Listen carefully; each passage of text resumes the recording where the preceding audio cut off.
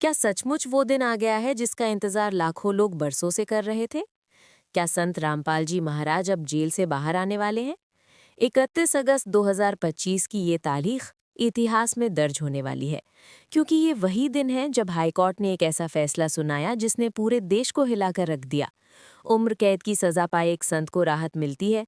और इस मामले की जड़ें बहुत गहरी हैं। सालों पहले संत रामपाल जी को जेल हुई थी और उस पर अदालत ने उम्र कैद की सजा सुनाई थी।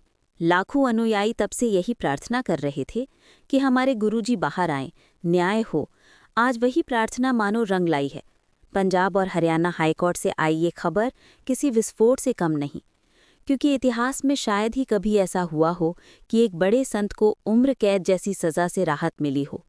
ये राहत किसी आम इंसान के लिए न्याय हो सकती है, लेकिन अनुयायियों के लिए तो ये किसी चमत्कार से कम नहीं। लेकिन यहाँ एक और सवाल उठता है, क्या ये सब अचानक हुआ या फिर इसके पीछे कोई गहरा कारण है? मीडिया भी अब धीरे धीरे दो हिस्सों में बंट गया। कुछ चैनल लगातार वही पुराने आरोप दोहराते रहे, जबकि कुछ रिपोर्टरों ने नए एंगल से कहानी दिखाना शुरू कर दिया। कहीं कहा गया कि बेल मिलने का मतलब निर्दोष होना नहीं है, तो कहीं ये बहस छिड़ गई कि क्या अदालत से सच की पहली किरण झलक रही है। लोग उलझन में थे, लेकिन हर कोई इस केस का सच जानने को बेचैन था।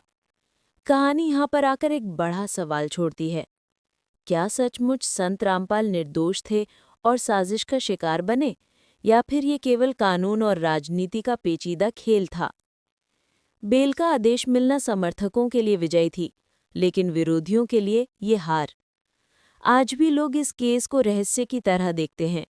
एक ओर विश्वास है, दूसरी ओर आरोप, और अदालत ही वो जगह है जहां असली सच सामने आता है। और फिर यहाँ से शुरू होगी वह यात्रा जो केवल आध्यात्मिक नहीं बल्कि सामाजिक और राजनीतिक असर भी छोड़ सकती है।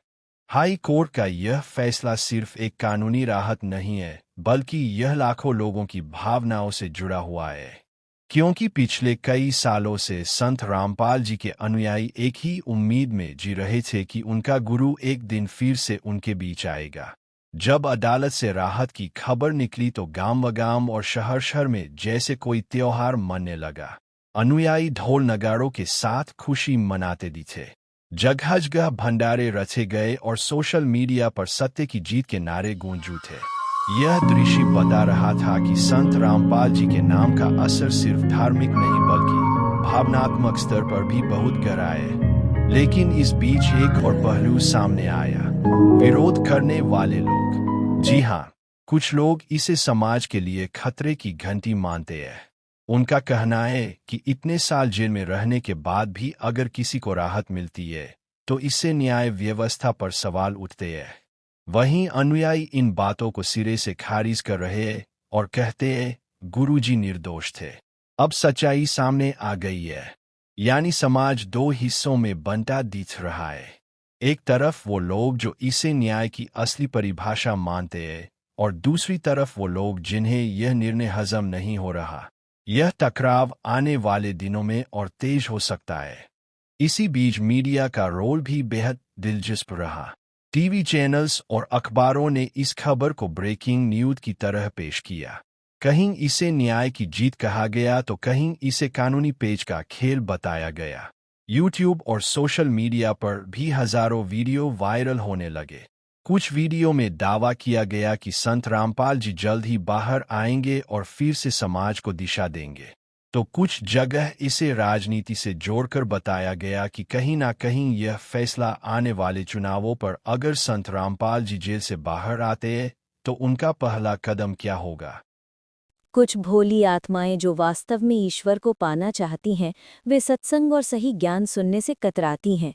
वे अपने स्वयं के विचारों और अनुभवों को ही सत्य का आधार मान लेती हैं।